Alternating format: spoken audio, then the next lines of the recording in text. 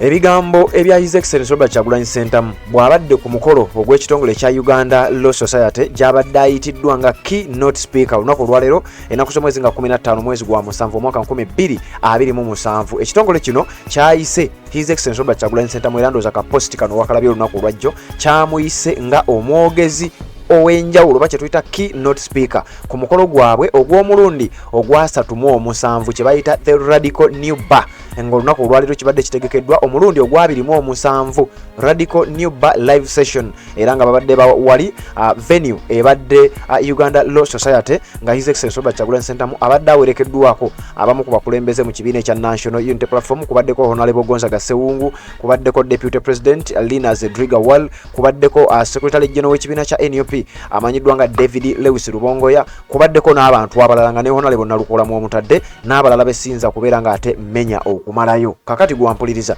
bw'oba omaze okusubscribinga ku channel eno nkakasanga live gye tukoze ogirabye bulungi nnyo nga President ayogerako eri bannamateeka era n'abategeeza ebigambo bingi nnyo nkakasanga bw'oba obadde togoberera wano oyinza okuba otulabye ku Facebook yaffe eya Red Zone Media oba nga otulabye ku mukutu gwaffe ogwa X ogwa Red Zone Media bwe tutyo ne ku TikTok gye tuli era ensonga zonna tugezesaako okulaba nga tuzitematema ate ne tuziteekayo. Ebibadde munda nga His Excellency Robert Kyagulanyi Ssentamu ayogerako ne bannamateeka nkakasanga bw'oba tobirabye ojja kgenda obirabe ku live.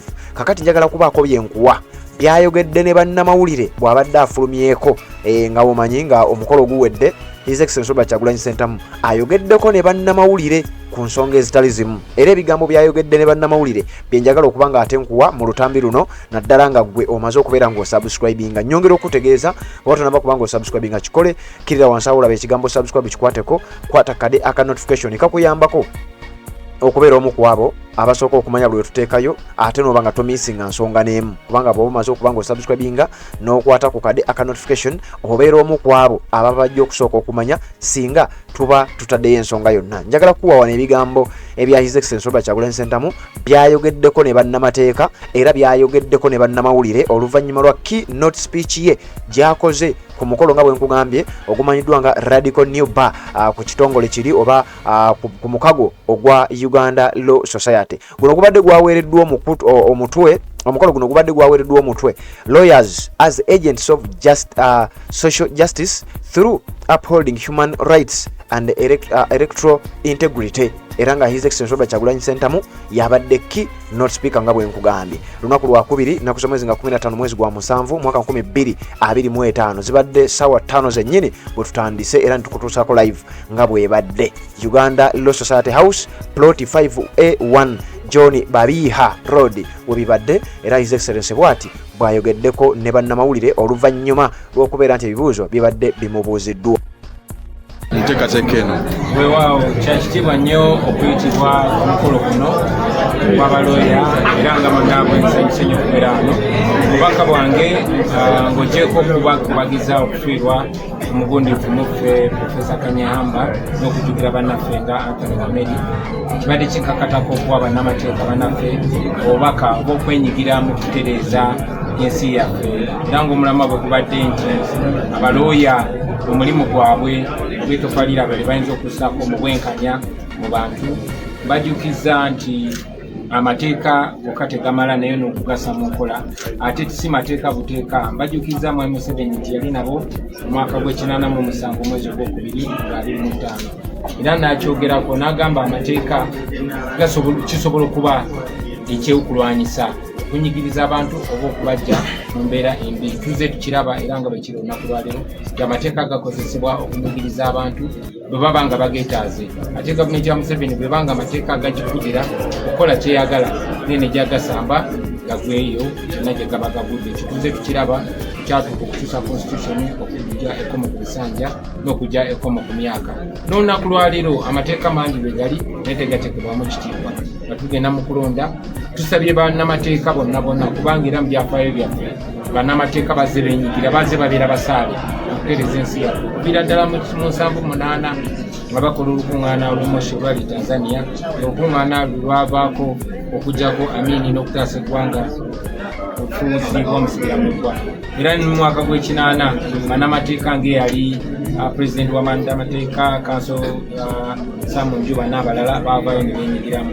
So nabwe ekityo ku mulundi guno kikakata ku bannamateeka bannaffe bonna okuvaayo beenyigire mu kutereeza eggwanga, abagoberera amateeka nga balwanyisa n'obumenyi bw'amateeka, kubanga bannamateeka kimanyiddwa nti bamanyi ekizibu ky'eggwanga.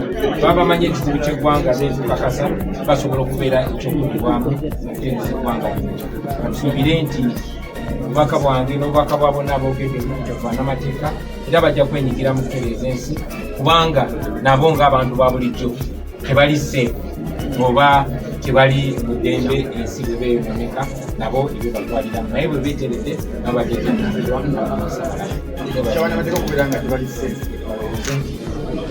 President wanagamba okukokuti ebigenda mu maaso okukwata abantu ogenda mu kooti okuwoleza abantu basidde. Weewaawo bannamateeka bangi babadde basaale mu kulwanya eddembe nga kanso Jonathan, nga kanso Musisi George, omugenzi kanso Wameri, nga Shamim Malende n'abalala bangi beenyigidde mu kulwanirira eddembe lya bannayuganda. Naye ate tekimala, kubanga Uganda terina bbula lya bannamateeka wabula erina bbula lya bannamateeka abeewaayo okutereeza ensi. So bannamateeka bangi muze mubalaba, kanso Mudyoboole yawambibwa n'amalako mu wiiki nga talabika, n'abalala bangi. So bannamateeka kikatiriza nti nabo bannayuganda era ensi bwe beefugwa bubi nabo babeera mu kato, naye b'ensi bwe beekulemberwa bulungi bakulemberwe nabo bajja kuba bulungi. Nja kusemberayo ddala ekyabannamateeka abagundiivu ng'omunnamateeka w'ekkooti ensukkulumu Justice Kisakye yamaliriza adduse mu ggwanga nga waŋŋanguse kubanga yali atya olw'obulamu bwe. Tuli wano Uganda Law Society naye yabadde alina otwaniriza kanso Isaac Kimeze Ssemakadde ali mu buwaŋŋanguse akulira bannamateeka. So ekyo kitulage gy'oba n'ekitongole ekirina okukuuma bannamateeka tekisobola kyokennyini okwekuuma, then ensi eri bubi era tulina okwekwata ekwenyigiramu netutereeza ensi yaffe. Ekyabannamateeka okubeera nti balina okukyusa sayini. Yes, ebyo bye bimu ku bigambo His Excellency Robert Kyagulanyi Ssentamu byayogeddeko bw'abadde ayogerako ne bannamawulire wali ku kizimbe ekya Uganda Law Society nga bwe nkugambye nti abadde yayitiddwa nga keynote speaker era nkakasa nga gwe abadde agoberera live gye tukoze ogirabye. Kati oba tolabye live nja kukusaba ebigambo ebimu ojja bisanga mu video eno, ebirala ojja kubeera nga ate obisanga ku mikutu gyaffe egy'enjawulo nga bwe nkugambye. Tuli ku Facebook nga Red Zone Media, osobola ogenda n'ofollowing omukutu ogwo. Tuli ku Twitter oba X nga Red Zone Media era osobola not following ku side eyo, ate nga ne ku TikTok gye tuli era nga Red Zone osobola ogendayo n'obanga ogoberera empeereza zaffe n'otabako nsonga yonna gy'omisinga, kubanga tukuwa update ku update amawulire gonna aga buli kika tugakutuusaako. Ssebamulire Patrick nsemberangawo okubeera nga nkutuusaako ebyo bye mbaate nkusakidde gwampuliriza. Kakati njagala kubanga mbaleka wano nina amawulire amalala ge njagala okubanga nkomawo nago era nga nagano mwetaaga okubanga mugamanya. Gye buvuddeko nkuwadde amawulire nti waliwo omukyala eyafiiridde ku campaigning rally ey'ekibiina kya NRM mu bitundu ebya Western Uganda. Kakati ate wetwogerera ne mu Eastern Uganda waliwo basatu bafudde era n'emmotoka ne zoonoonebwa era byonna mu campaign za NRM. Police tenaba kubaako statement yonna gyefulumya, naye aga amawulire nzija nago wekumire wano ku mukutu gwa Red Zone TV nago nzije mbeere ng'ate nga kutuusaako. Ngazo obufumbo olina omwami naye ng'akutawaanya, olina omukyala ng'akutawaanya, bajja ne bakwagalako ne bagenda. Gwe alina ebizibu mu byenfuna nga ssente zikuyita mu ngalo, w'oteeka ssente zifa bufi b'owola tebazza. Gwe aloota ng'ogwa mu nnyanja, gwe alumizibwa omutwe nga guganja okuwona, naawe aloota ng'ebintu bikozesa ensonga z'obufumbo. Nina ekifo ku mugga awali amayinja wennyambulirako ebisiraani, ekikwa ekifiiriza, omudibo, obutaganja, obutaweebwa. Nzijanjaba abantu ab'enzikiriza zonna, nsiŋŋaanibwa njeru ku lw'ejjinja. Gwanjagala kuba ku nnamba yange eyo, naawe ali ewala ennyo yita ku WhatsApp.